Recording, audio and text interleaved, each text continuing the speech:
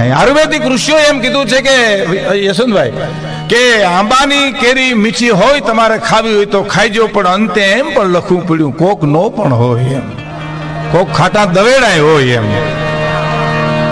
આંબલીના કાતરા ખાટા જ હોય પણ અંતે એમ લખવું પડ્યું કોક મીઠાઈ હોય એમ. એમ કોક માણા હોય ને કોક નો પણ હોય એમ.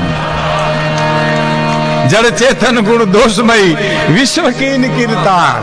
હે ગુણ અને અવગુણ ની મિશ્ર દુનિયા ભગવાને ઋષિઓ કે બનાવી છે. એમાં ગુણ ને ગ્રહણ કરી લ્યો ને અવગુણ ને છોડી દો. ભગત બાપુ નો એક દુહો છે, બહુ સરસ.